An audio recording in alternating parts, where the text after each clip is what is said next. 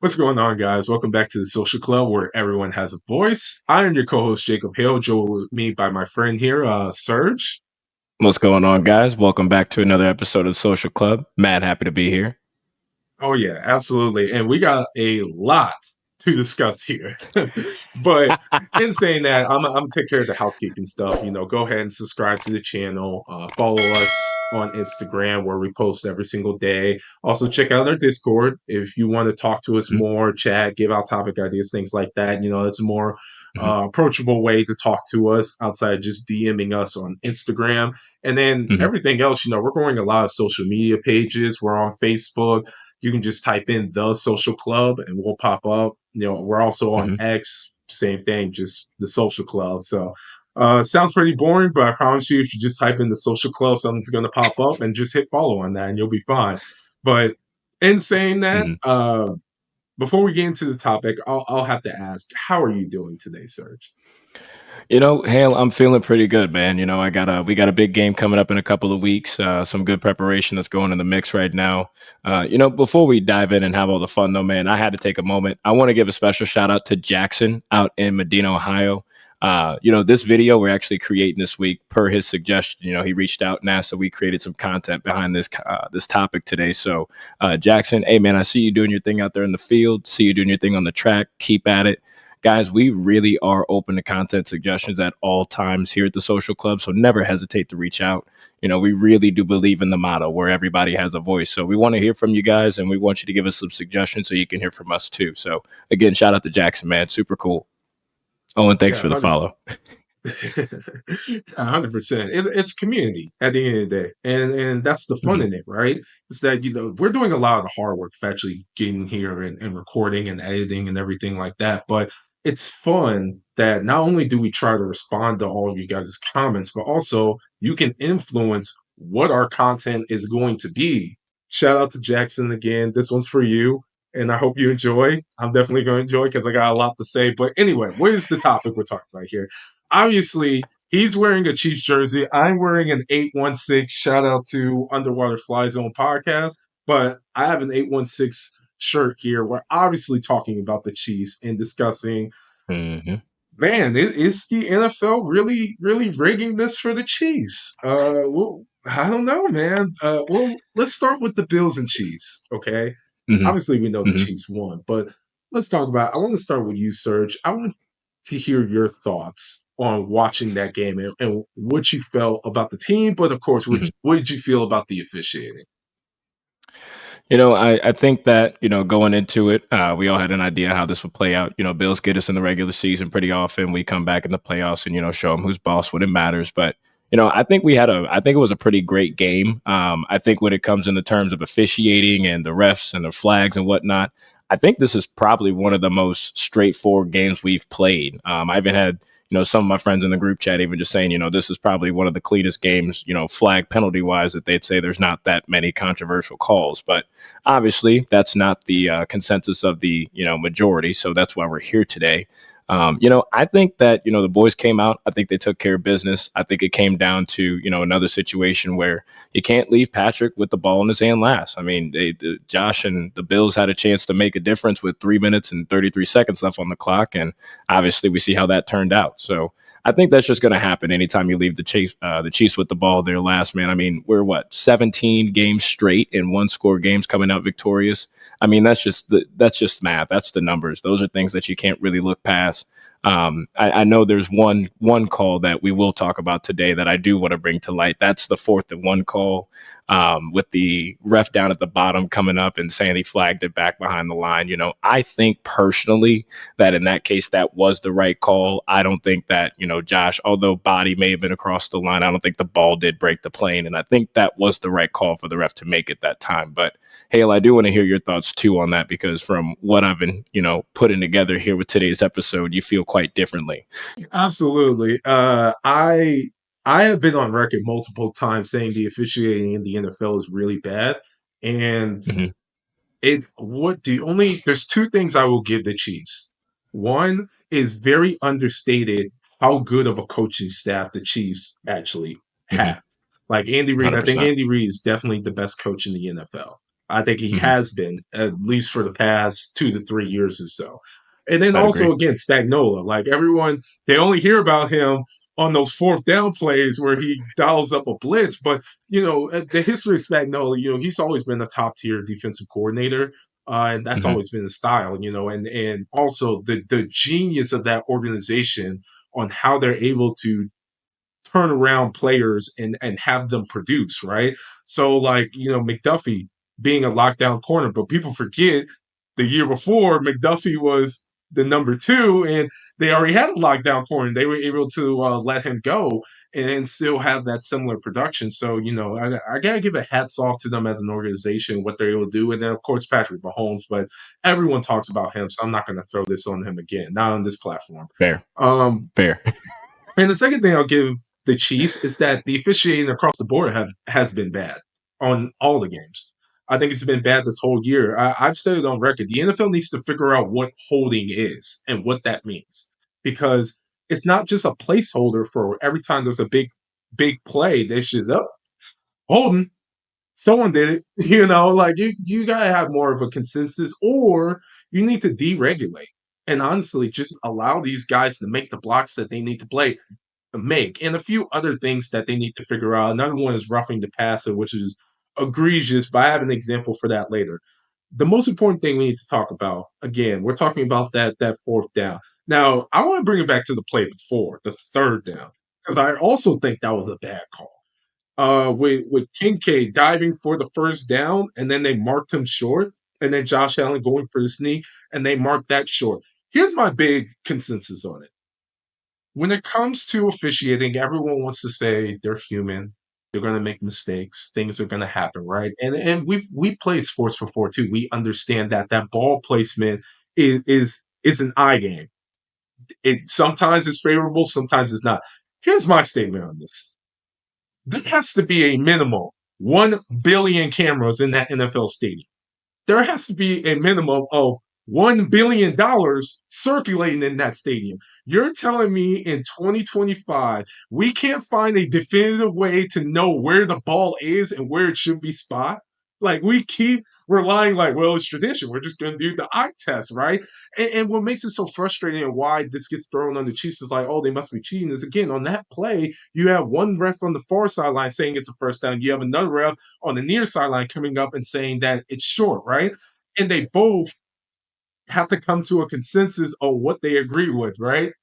My thing is why don't we have any type of technology to make a firm determination to say, okay, the ball is placed at the 49.89 yard from statistics, so it has to be short. And then the ref goes out and says that. It's like, per review, the ball has been placed on this, which results in this, right? So this lack of transparency and there's still this old guard of with all the technology, AI, and everything that we have now, we're still relying on refs to look and spot the ball.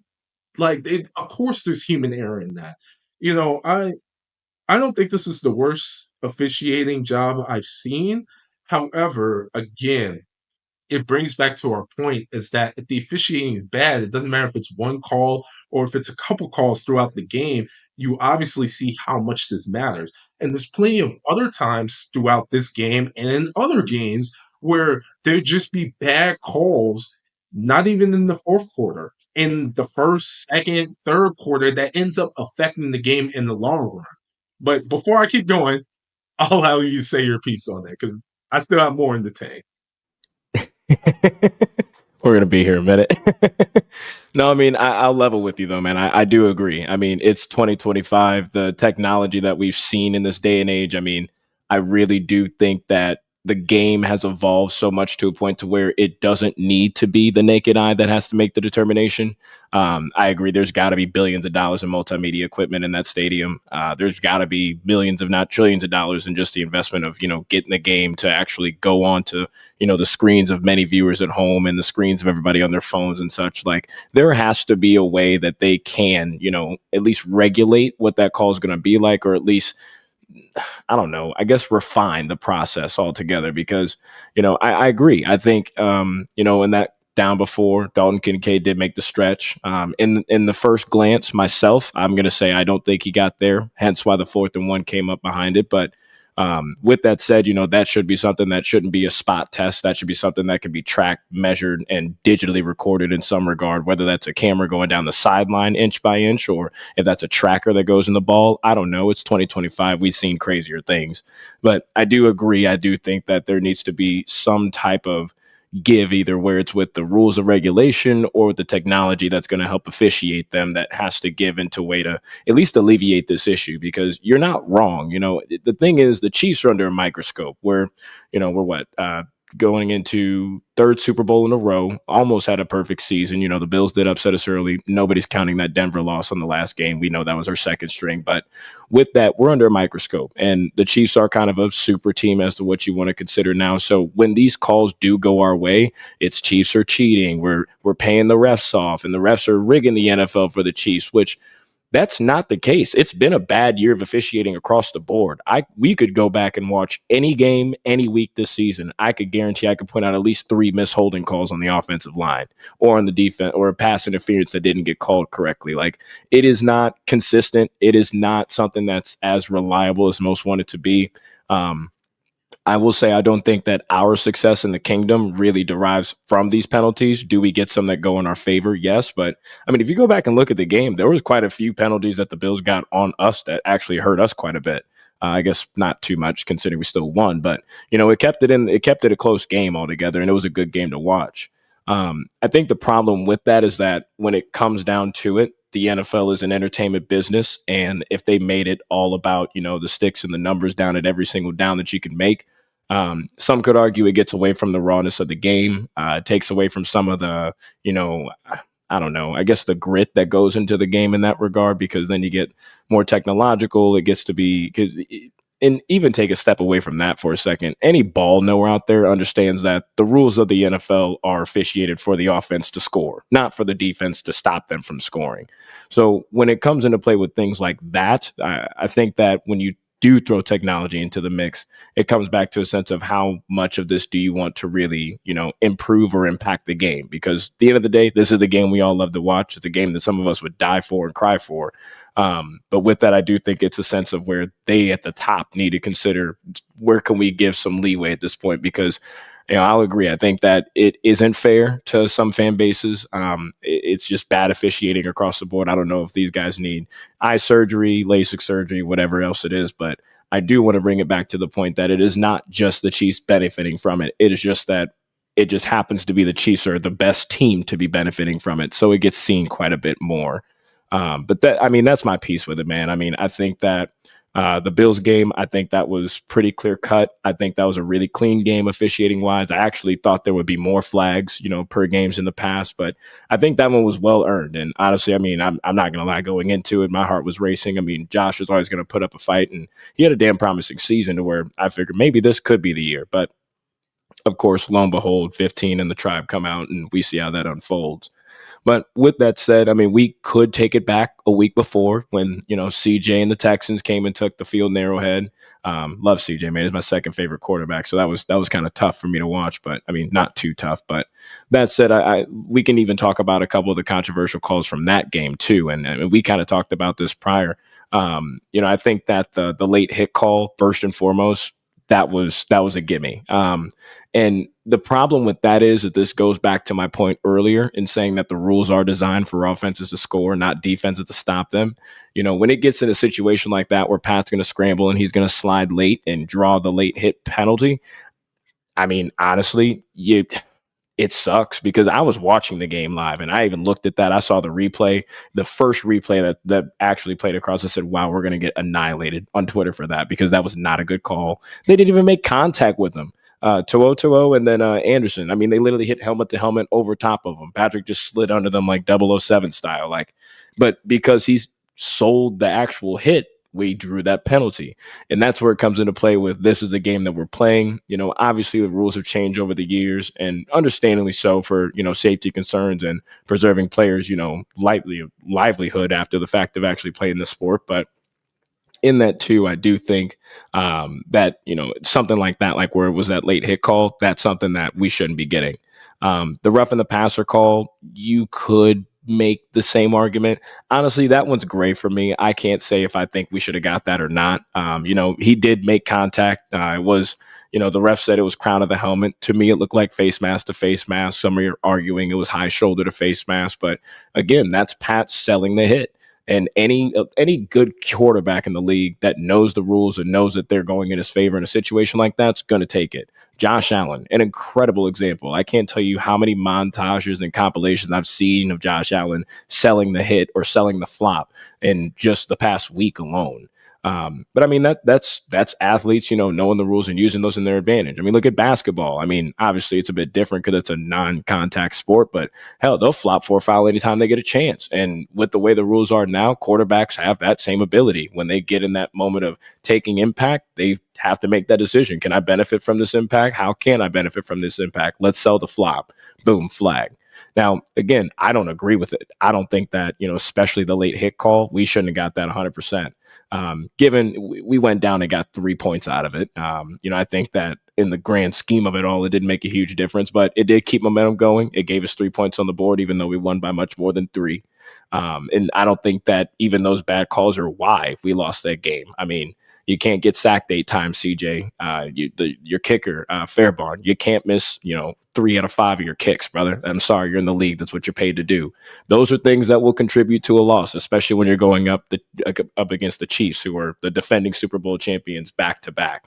But when it comes down to it, like when I look at calls like that, that's where it makes me it's conflicting because I do understand. I hear the audience, I hear the majority where I'm like, that's a call we shouldn't be getting. But being in the fan base, obviously you see that go in your favor. It's one of those things where you're like, yeah, like that's nice. We got the 3 points out of it, but man, that's a blemish. Like that's going to be ugly for quite some time because here we are again. There's articles all over the internet that are going over this exact topic today. Is the NFL rigged for the Chiefs? And I don't want to think that it is. I think that we're just in a very fortunate situation. We've got incredible coaching up top. We've got plenty of talent on the field, and these guys have a mission. They've got grit. They've got determination. They want to make it happen. I think if we want to make the argument that the refs or the league is rigging it for the Chiefs, you could say the same thing for the Patriots. But why didn't they give the Patriots the three-peat? And if you want to go down that road, we can. The NFL didn't rig it for the Patriots. The Patriots rigged it for the Patriots. They got caught red-handed for that twice, but we don't have to dive into that right now. But ultimately, to answer the question, I don't think that it's a situation where the NFL is rigged in any way for the Chiefs. These guys are going out there every week, giving it their all, everything that they can. I mean, it's blood, sweat, tears that they're leaving on the field. And in the grand scheme of it all, we're on the big stage. Now we're up against the Eagles. This is going to be a dogfight. We're going to have to really dig deep. But I mean, I got belief in them. I got faith in the guys to pull it off. But I don't think we're going to win this game based off of how many flags we can get our way. I think that we're going to win this game on can our players outplay their players, because this is the best of the AFC against the best of the NFC. Who's going to make it happen? But that's my piece with it, man. I'll give the floor back to you on that, AO. Yeah, let me address some things with that. The first thing I want to say with, again, the roughing the passer call with the Texans was egregious. So we can both agree Mm-hmm. with that. And again, Horrible. you have a Mm-hmm. replay booth. So Mm-hmm. let's stop picking and choosing when the replay booth can do their job and just have them do the job Mm-hmm. the whole time. Like the one cool thing that Right. college football did is that the ref can make the call, but they'll have a replay booth that has an on-spot correction if needed, right? Mm-hmm. And that's how it Right. should be. And there's no reason why they can't have a team that's able to do that. It's number one. Number two, at the Right. point where we're talking about flopping in the NFL, that's when I'm a component that we need to start deregulating what these rules are. Because if you're True. over, I mean, it's the same thing with the NBA. If you have too many rules in place, then yeah, it's going to lead to people manipulating those rules. A big one was Trey Young. When Trey Young would go to shoot a three, but when he went to shoot, Mm-hmm. he would jump towards the defender, so it automatically create And draw contact, the which would foul. result. Yeah. Yep. So Yep. there is a component that the NFL, it could help them out to just deregulate some of the Mm-hmm. existing rules that they have to begin with. Mm-hmm. And the last point, I know it's different when you're living in Kansas City like yourself, and you like to believe that everything's sunshine and the NFL can do no wrong because your team is good. I was there for a small period of time when the Bears were good. I felt that way too. But Mm-hmm. living in the real world, Here's what I'll say. My Hmm. my firm stance: the NFL is definitely rigging it for the Kansas City Chiefs. However, Hmm. I 100% agree why they're rigging it for the Kansas City Chiefs. Enlighten me. Here we go, man. So here, you know what? Let me get my reading glasses while we're here. Okay.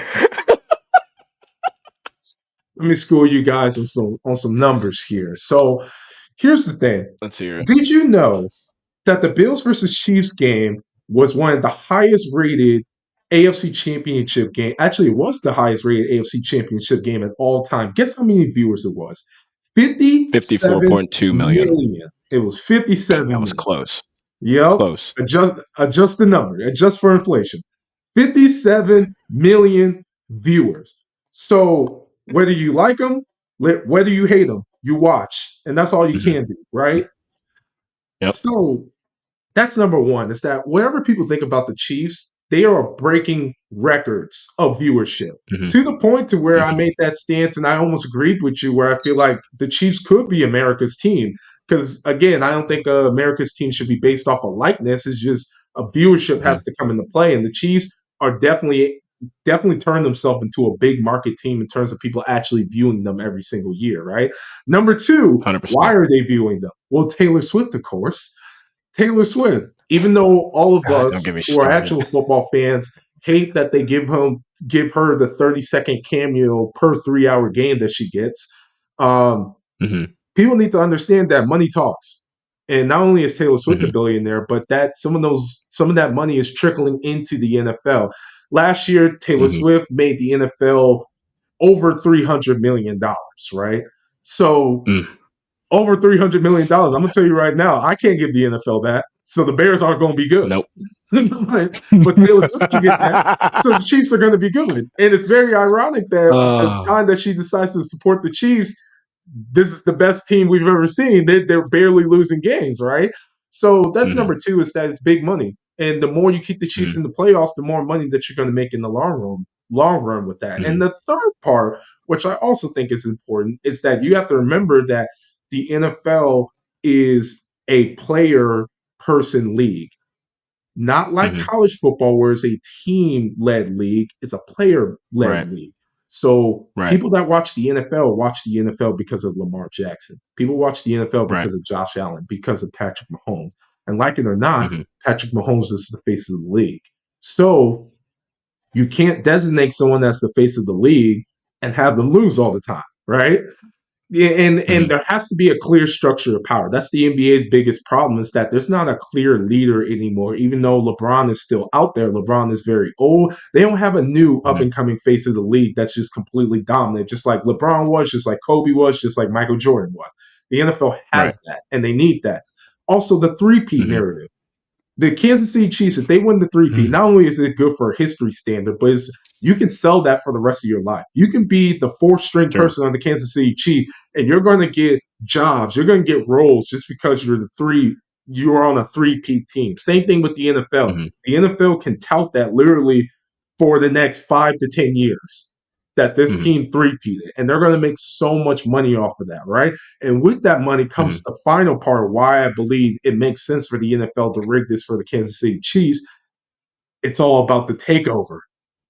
I see it. Hmm. I see the vision, and I understand all these Mm. overseas games that they have, Hmm. and the fact that the NBA is Mm. completely falling apart in ratings. I think Roger Goodell Terribly. is seeing this as the deal of a lifetime, not only to expand the NBA or the NFL into a brighter, bigger audience, but also Right. take over the viewership of the NBA. And you already see them doing this with them saying, okay, well, Sure. now we own Christmas. You guys used to have Christmas. Right. Now we own Christmas. Now they're getting Right. to the point where it's like maybe the NBA just needs to get out of their way and just go to the spring now or something like that, right? So the NFL Hmm. is looking for dominance. This is the best chance they've ever had for dominance in a very long time. On top of that, same thing what they did with the Cowboys and why they called that America's team.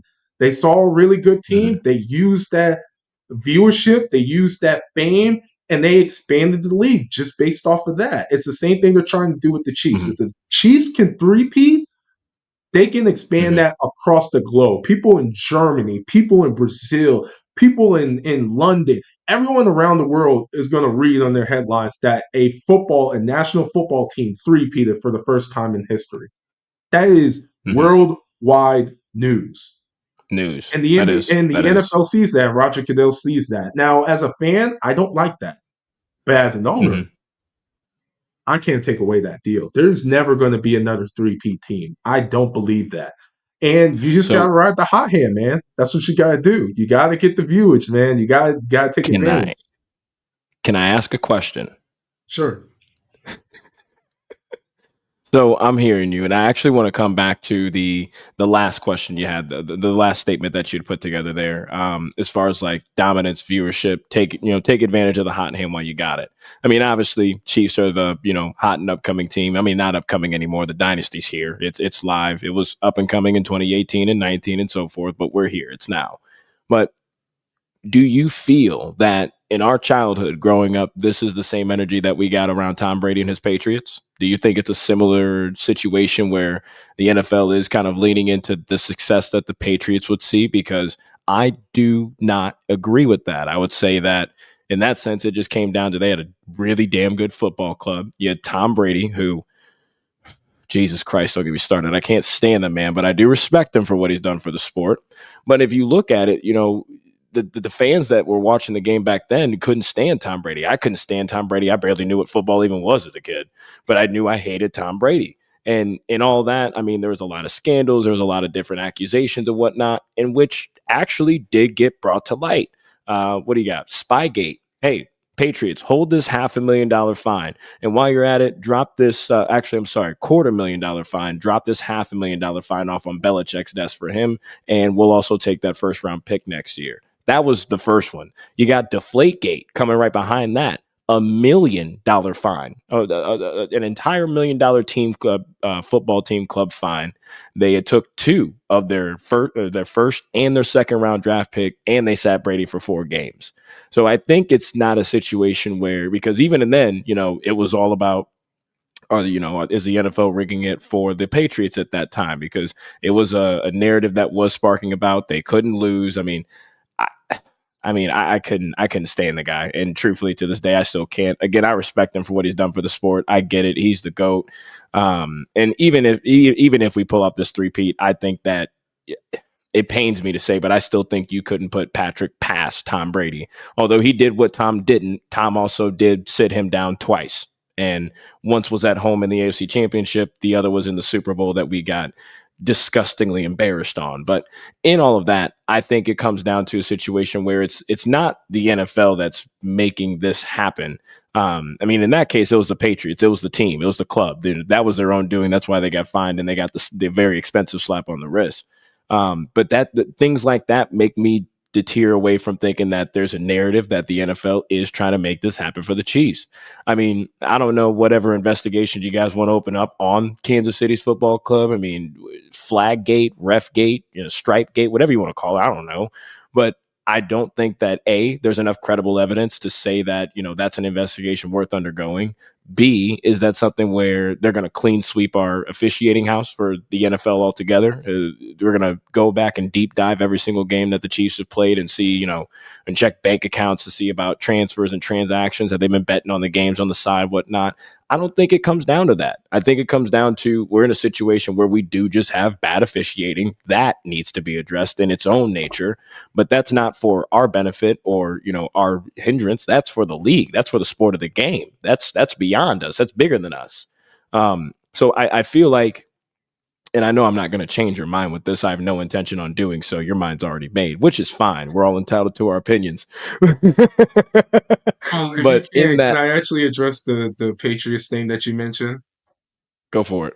So my personal belief on the Patriots is two things. Mhm. One, yeah, I do believe the NFL did have a hand in it, on making them Mhm. successful. But again, when saying that, that doesn't mean these teams weren't good. Obviously, they were good, Mhm. but Mhm. it also was a win-win because it did help the NFL. And my stance on that was that, again, just like you said, there's all these cheating scandals, but they still played every year.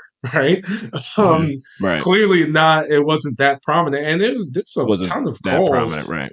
But people were younger, but you remember there were a ton of crazy calls when the Patriots played that Mhm, people couldn't believe. I mean, hell, even when the Chiefs played the Patriots in the infamous mhm, D Ford lined up in the neutral zone, again, when we talk about mhm. officiating, it's like you can't not call that Pick the and choose, entire yeah, game right, and then wait until that moment right there to say, okay, let's call it. Was it the right right, call? Yes, but also mhm, it's still parody to let the guy do it the whole game, and then at the mhm, last minute be like, okay, well now we're gonna call it since it's the end of the game. mhm, And then what happened? Tom Brady threw a pick on that drive, but right, and then it got turned back. So yeah, I definitely think the NFL had a hand on the Patriots for sure. mhm, Yeah, I mean, and there was a lot to gain from that. Again, same thing. Viewership. Patriots. mhm, Everyone wanted to watch the Patriots lose. Some mhm. of the best Super Bowls ever involved the Patriots losing. Think about the Valid. Eagles, the Giants twice. Twice. Um, Oh, man. yeah, Nick Foles and the yeah, Eagles was special, I'm not gonna lie. That day yeah, I was I exactly. hate to say So, it, I was an Eagles fan that day. I was like, "Kill this man off the field." Oh my god, man. so when you're in the But, face of the league, yeah, you are going to get special treatment. But I don't think investigating the Chiefs is going to solve that. It's just the NFL mhm, structure as a whole. And mhm. if that's too much for you, then yeah, stop watching. But if they're going to keep breaking viewership records and keep making millions of dollars, why would they It's ever not gonna change? change. Right It's not gonna now, I change. now we spent a lot of time on that, and I'm glad we did. But Yep, to yep. close this out, I asked Jackson, who's the guy that actually the reason why we even did this episode. I asked him, I was like, hey, actually, if you have a question, we'll actually answer it live here. And his question Mhm. was, how are the Chiefs able to win so many close games? And I think you alluded to that earlier by the numbers of close games where they need a go-ahead field goal or touchdown is Mhm, astronomical compared to everyone else. So in your mhm. personal opinion, how are the Chiefs able to close out so many games and end with a win? So, I did see that message from Jackson, and I thought pretty long about it, because I wanted to have a legitimate answer because it's fair. How do you go 17 wins straight within one score, scrape free?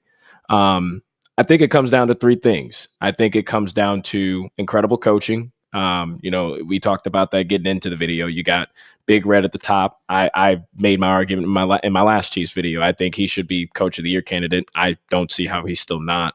You got Spags, he's an incredible defensive coordinator. I mean, I remember watching that fourth down against the Bills, 4th and 1, and I literally prayed to the Lord above. I don't know if any of you guys are religious, but I prayed. I said, please, Spags, show this offense something that they have not seen all year. And he did literally exactly that. I mean, those are the moments that special coaches are able to put special players in special positions. So I think it's an incredible sense of coaching that we have at the top. Obviously, it's a talent we have on the field. I mean, that goes without saying. I mean, when you look at it, I put it this way: when it's June 2024 and you have 7 players entering the top 100 players of the season as far as talent goes, that makes sense. I mean, the talent on the field is gonna make it happen. And this goes to your point, saying even in regards to the Patriots, just because they were winning wasn't because things were going their way. They were a damn good football club. So I say incredible coaching, the talent of the players, and being able to make the plays in the positions that they're put in. And I'm probably going to get some backlash on this, but I'll say there's a pinch of luck in there. There's a little bit of luck on top of all that too. Um, I think if you look back at this season, there's quite a few games that you can chalk each of those one-score games up to one of those three happening. Let's take it to the home opener. We got Ravens at home. Isaiah likely just happens to have too big of a big toe. Raw luck. That's pure luck. I mean, genuine to God, watching that game, I thought for sure I thought that was a touchdown. I thought we were about to go into overtime, and truthfully, I was pissed, worried because if you ask me even now today, even in the position we're in now, I think if we would have went into overtime in that game, Ravens probably would have upset us there at home for the home opener. Because in that last drive, we could not contain Lamar Jackson. This man was running all over the field. If you look at the first half and the end of the second half of that game, the Ravens were failing trying to do things beyond what the game plan was. They got away from the game plan. They got away from giving the ball to Derrick Henry, which we did a good job containing. But I'm sorry, there's just nothing you can do to contain Lamar Jackson once he gets outside the pocket. And we don't have the speed to keep up. We didn't make the adjustments we needed to. So I'd say it now live. I'll say if that toe would not have been just maybe an inch too big, we would have went in overtime. Ravens probably would have drove it down and they would have punched one in on us. I chalk that pure luck. Look at let's see, what else can we look at? We can look at the Bengals game where we win by, I think that we got Dijon Anthony, the defensive pass interference call. That's just luck on his lack of discipline. I'm sorry, but anybody that looks at that play and tells you that's not a pass interference call, you don't know ball, and I'll die on that hill. But that was a situation where he did not need to do that. I mean, it was one of those moments where it's like, I think it was third down and long, and we're going for a nice shot down the field because I'm pretty sure we're down and we're needing to come back and get points on the board. And it comes down to the situation where our players, and I also mentioned this in my last video, our players are a pinch more disciplined. Our guys that are that talented that get out there and have these reps every week, they don't make those kinds of mistakes in the big moment.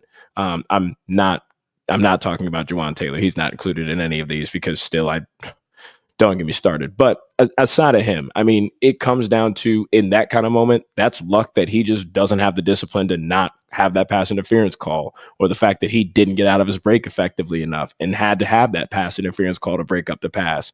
That's luck. I mean, there's nothing that we could have done. There's nothing that we could have done differently to draw that penalty. I mean, if you want to say the receiver wants to fall into him, yeah, offensive pass interference. And then what? Now we're back on our 5 or 10. So that's luck as well. I'd say we probably got 2 or 3 wins that we scraped by this year with a little bit of that.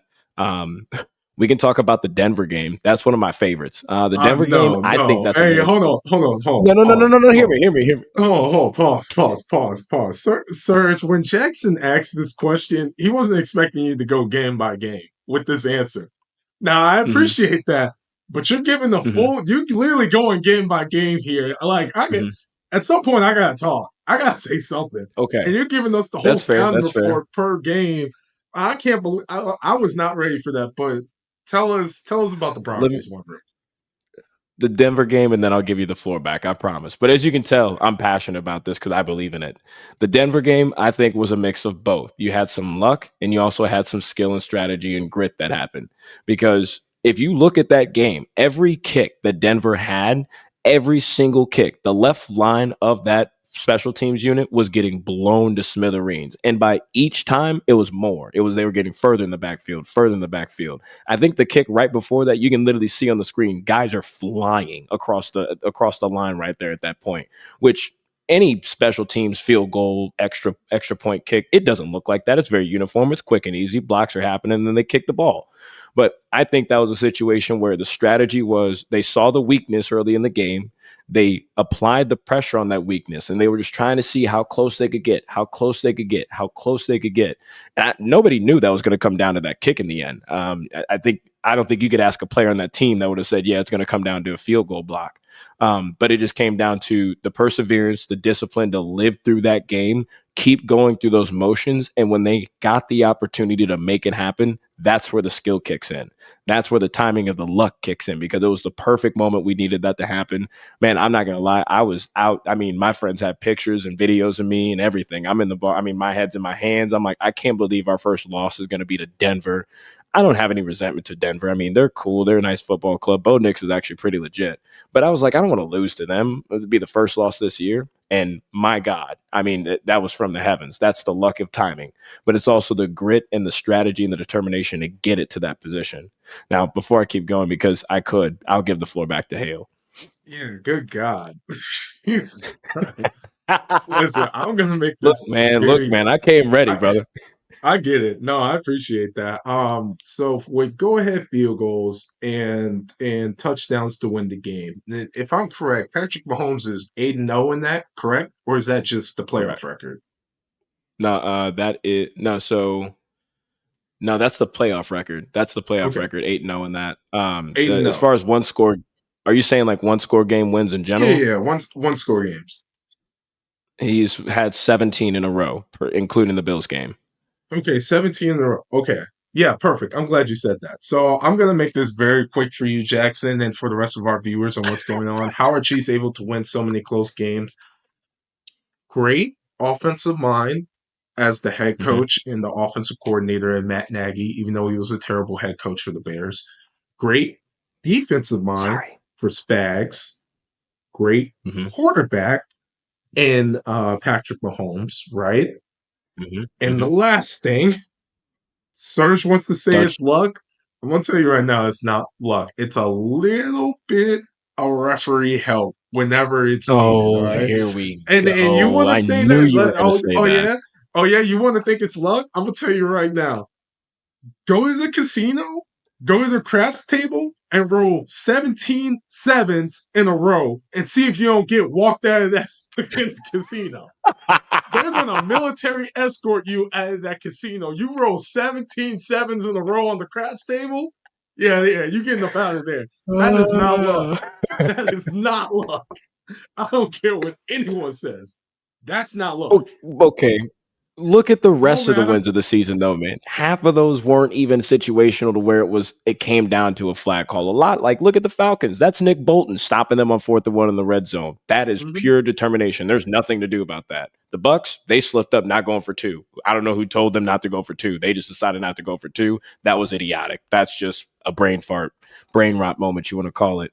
But I mean, I hear you. 17, when you hear 17 times in a row, that's hard to wrap the head around for anybody because that predates this season. That goes back into that would take us all the way back to Christmas last year when the Raiders upset us at home. It was one of the worst Yeah. Christmases I've ever had in my life. Yeah, yeah. Go Um, tell the casino manager you hit 17 21s at the blackjack table and see what he thinks about that. I promise you, I mean, they're you're going to not go back walking and look out at of the there with film your and they're going to money. say, good play. They are not paying you that money. You're out of there. It's gone. There's no way. I promise you that. So, Hey, I'm man, sorry. we're entitled to That's our my opinions. stance, bro. 17's a lot. Hell, get to seven. Seven's a Look, lot. for the 17's a lot. viewers, the listeners, everybody watching, I encourage all of you, and I mentioned this in my last video. I'm going to start making this one of my catchphrases.